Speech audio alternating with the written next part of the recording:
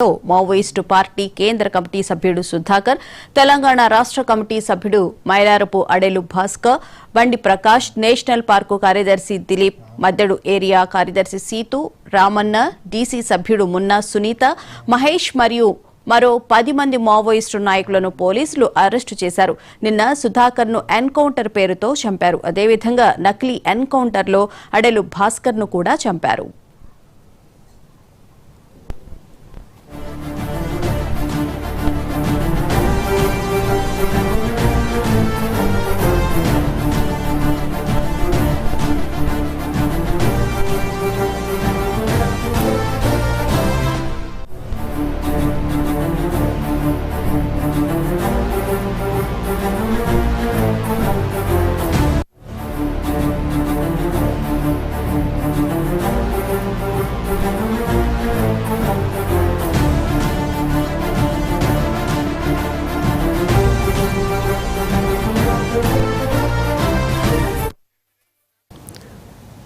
Encounter పేరుతో బండి ప్రకాష్ మరియు వారి కస్టడీలో ఉన్న ఇతర మావోయిస్టు నాయకులను చంపే ప్రమాదం ఉంది. వారిని ఎటువంటి హాని లేకుండా వెంటనే కోర్టులో హాజరుపరచాలని తెలంగాణ పౌర హక్కుల కమిటీ డిమాండ్ చేస్తోంది. ఎన్కౌంటర్లో సజీవంగా దొరికిన మావోయిస్టు నాయకులను చంపడం రాజ్యాంగ చట్ట విరుద్ధం. దేశవ్యాప్తంగా ఉన్న ప్రజాస్వామ్య ప్రతిపక్ష పార్టీలు దీనిని బహిరంగంగా ఖండించాలి అని వారు డిమాండ్ చేస్తున్నారు. కేంద్ర ప్రభుత్వం కూడా మావోయిస్టు పార్టీ ప్రకటించిన విధంగా కాల్పుల విరమణ ప్రకటించాలని మరియు మావోయిస్టు పార్టీతో శాంతి చర్చలు జరపాలని తెలంగాణ పౌర హక్కుల కమిటీ డిమాండ్ చేస్తోంది.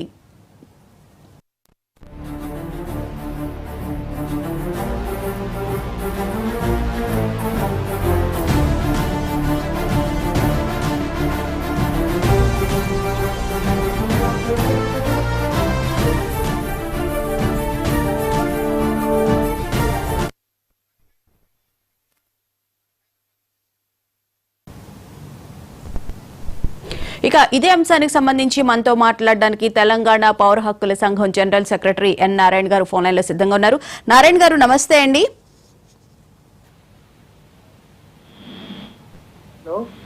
హలో నమస్తే సార్ నారాయణ గారు.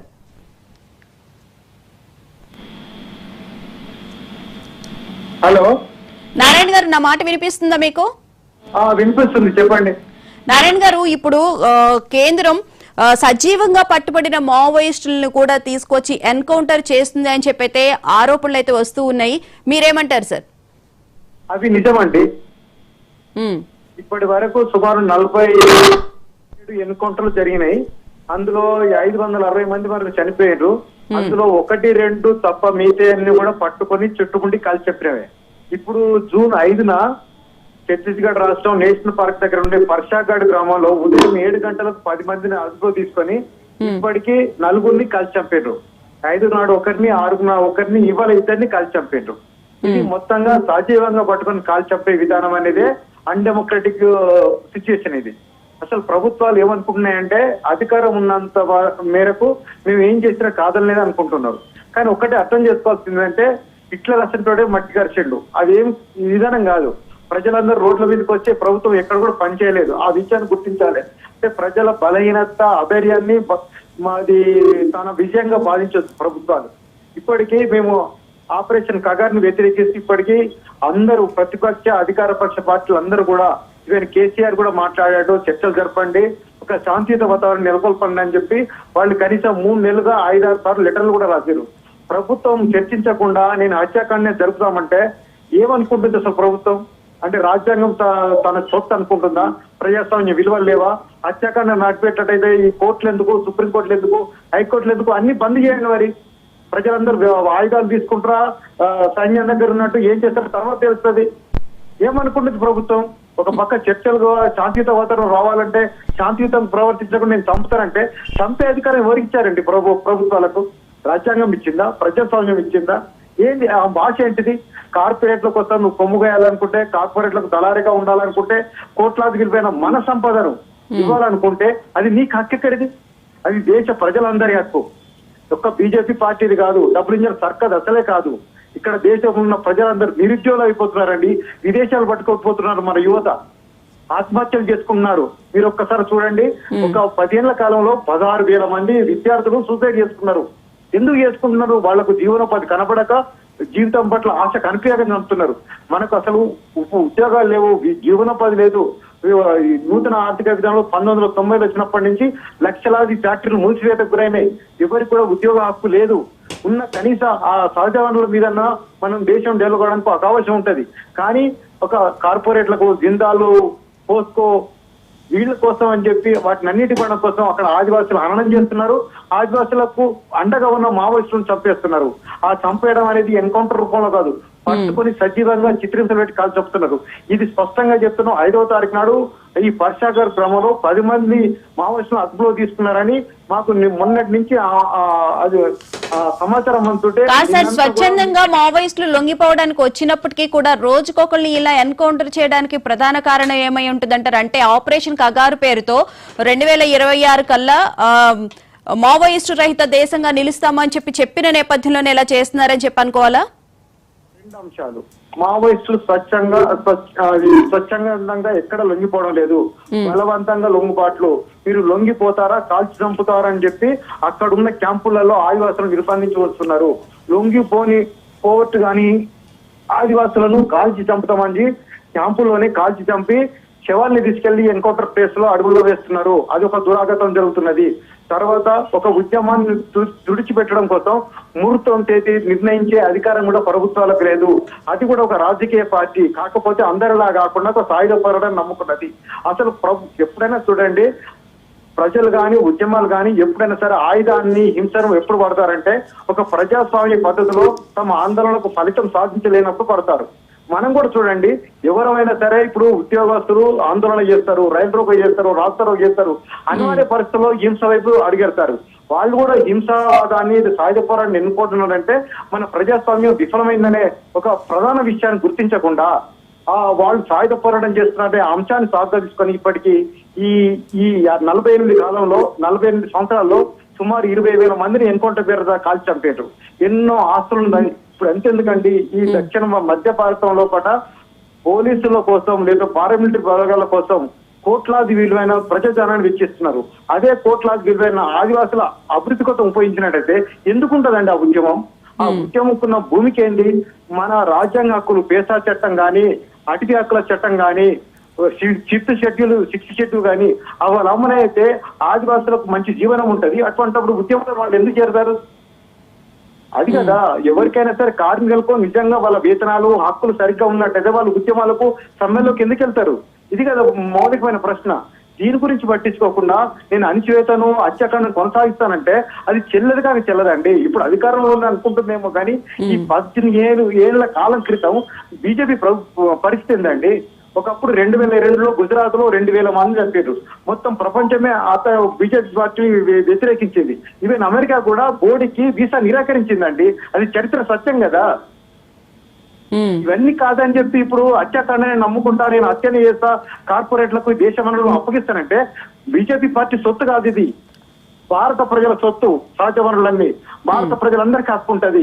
అది ప్రభుత్వం గుర్తించాలి.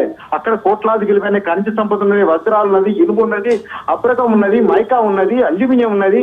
అంటే సార్ ఆదివాసీలకి అభివృద్ధి వైపు చూపించకుండా కార్పొరేట్లకి కొమ్ము కాయడం కోసమే ఈ మావోయిస్ట్ ఇన్ఫార్మర్ల పేరుతో ఆదివాసీలను కూడా ఇలా తీసుకొచ్చి చంపేస్తున్నారని చెప్పి అనుకోవాలా? మావోయిస్టులు ఇన్ఫార్మర్ మార్చు ప్రభుత్వము, కానీ కార్పొరేట్లకు ఈ సహజ వనరులు అప్పగించడం కోసమే ఆ మధ్య భారతాన్ని ప్రపంచంలో ఎక్కడో లేని విధంగా ఒక కంటోన్మెంట్ ఏరియా మార్చింది. అంటే ఇప్పుడు లక్షలాది బలగాలు అక్కడ ఉన్నాయి, ఒక 100లాది క్యాంపులు ఉన్నాయి, ఒక యుద్ధ ట్యాంకులు ఉన్నాయి, యుద్ధ సాంకేతికత ఉన్నది, హెలికాప్టర్లు ఉన్నాయి, డ్రోన్లు ఉన్నాయి. మనం అనుకుంటున్నామో ఉక్రెయిన్, రష్యా యుద్ధం ఎంత స్థాయిలో నడుస్తుందో అక్కడ ఆదివాసీ ప్రాంతాల్లో అటువంటి యుద్ధ స్థాయి నడుస్తుంది. అక్కడ ఆదివాసులకు మాట్లాడే హక్కు లేదు, మహిళలకైతే గౌరవంగా జీవించే హక్కు లేదు, ఏ మహిళ ఎప్పుడైనా అత్యాచారంతో చంపవద్దు. ఇది ఎక్కడ జరుగుతున్నది మీరు ఒక్కసారి ఆలోచించండి. ఇప్పుడు మన భారతదేశంలోనే మధ్య భారతం అనే ఛత్తీస్గఢ్ ప్రాంతం నిషేధిత ప్రాంతం. ఇప్పటికీ 18 నెలలుగా ఒక్క పత్రిక గాని, ఒక్క మీడియా గాని అక్కడికి వెళ్ళింది లేదు, ఒక ఎన్కౌంటర్ మీద నిజ నిర్ధారణ చేసింది లేదు. ఎందుకు అంత నిషేధ ఆజ్ఞలు కొనసాగిస్తున్నారు? ఈ దేశంలో రాజ్యాంగం లేదా, ప్రజాస్వామ్యం లేదా, పరిపాలన జరగదా? ఒక్క మాట్లాడిన ముఖేష్ చంద్రాకర్ అనే ఒక యూట్యూబ్ ఛానల్ ని ఆయన మీద రోడ్లో ఎక్కించి చంపేసింది. ఆయన గుండెను బయటికి తీసింది, కిడ్నీని 6 ముక్కలకి చూపెట్టింది. ఎందుకంటే సార్ మరి ప్రధానంగా డిమాండ్ ఏంటి సార్? ప్రభుత్వాన్ని ఏం డిమాండ్ చేస్తున్నారు? ఆపరేషన్ కగారు ఆపాలి. వాళ్ళు ఏదైతే చర్చలు కోరుకుంటా చర్చలు జరిపి శాంతియుత వాతావరణం ఏర్పరచాలి. మీరు ఆయుధం వచ్చి ప్రధానమైన డిమాండ్ ముందుకు వస్తే, మీరు టేబుల్ మీదకి వచ్చిన ఆయుధమే ప్రధానమైతే ఆయుధం దగ్గర ఆగిపోనండి. ముందు చర్చలకైతే సిద్ధపడాలి కదా. ప్రభుత్వం ప్రజాస్వామ్యం అందరిలో కోరుకున్నప్పుడు నువ్వు ఎందుకు చర్చలు సిద్ధపడతలేవు? నీ కార్పొరేట్ లో ముఖ్యమా? అదే చెప్పండి. నా కార్పొరేట్ లో ముఖ్యము, దేశ ప్రజలు ముఖ్యం కాదని చెప్పండి. రేపు పొద్దున మేము ఎన్నికలకు వస్తారో రావు తేలుతుంది కదా.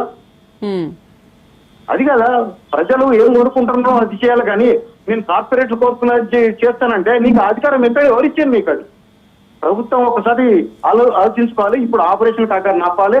ఇప్పుడు ఏదైతే ఛత్తీస్గఢ్ పర్షాగఢ్ లో అరెస్ట్ చేసిన 10 మందిలో ఇప్పటికి 2 నిన్నటి వరకు చంపేసి ఎన్కౌంటర్ పేరుతోటి, అందులో సుధాకర్ ఉన్నాడు, ఆడేలు ఉన్నాడు, ఇంకా 2 చంపినట్టుగా ఇవాళ స్క్రోలింగ్ వస్తుంది. ఇది చాలా దుర్మార్గమైన చర్య. ఎందుకంటే వాళ్ళు అదుపులో ఉన్నారని మనకు తెలిసినప్పటికీ కూడా వాళ్ళని హత్య చేసి ఎన్కౌంటర్ ప్రకటిస్తున్న విధానం అనేది ఇప్పుడు మేము ప్రశ్నించడానికో లేదా ఆవాజ్ చేయడానికో ఆందోళన చేయడానికో ఇబ్బంది ఉండొచ్చు. కానీ రేపు ఎప్పటికైనా సరే బీజేపీ ప్రభుత్వం ప్రజలకు సమాధానం చెప్పాల్సిన అవసరం ఉంటుంది. Right, thank you so much sir. మీ స్పందన తెలియజేసినందుకు. ముఖ్యంగా శాంతియుతంగా చర్చలు జరపాలి అని చెప్పి మీరు ప్రధానంగా డిమాండ్ చేస్తున్నారు. ఇక ఇదే అంశానికి సంబంధించి మనతో మాట్లాడడానికి మా ప్రతినిధి ఆదిలాబాద్ నుంచి శ్రీనివాస్ లైవ్ లో సిద్ధంగా ఉన్నారు. శ్రీనివాస్, చెప్పండి. ముఖ్యంగా ఇప్పుడు నారాయణ గారితో మనం మాట్లాడడం జరిగింది. ప్రభుత్వం చర్చలకి సానుకూలంగా ఉండాలి అని చెప్పి కూడా ఆయన చెప్పడం జరిగింది. కానీ ప్రభుత్వం ఆ దిశగా అయితే చర్యలు తీసుకునే విధంగా ముందుకు వెళ్లేటట్లయితే కనిపించడం లేదు. ఆపరేషన్ కగార్ని కంటిన్యూ చేస్తున్నట్లుగానే ఉంది. ఇప్పటికీ నిన్న కూడా 10 మందిని అదుపులోకి తీసుకుని నిన్న కూడా 2 చంపేశారు. ఈ రోజు కూడా ఎవరో చనిపోయారని చెప్పి వార్తలు వస్తున్నాయని చెప్పి కూడా నారాయణ గారు చెప్పడం జరిగింది.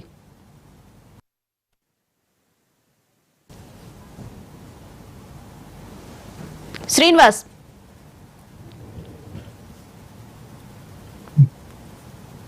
నా మాట వినిపిస్తుందా మీకు?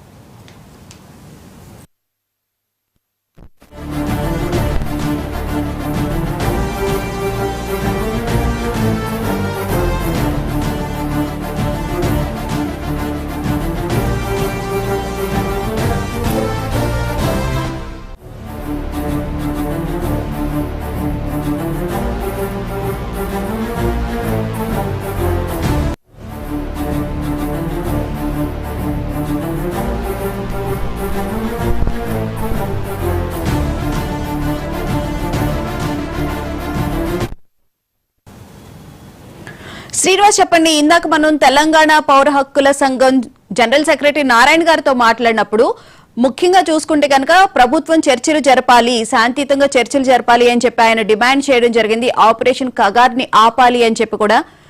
సో డీటెయిల్స్ ఏంటి శ్రీనివాస్?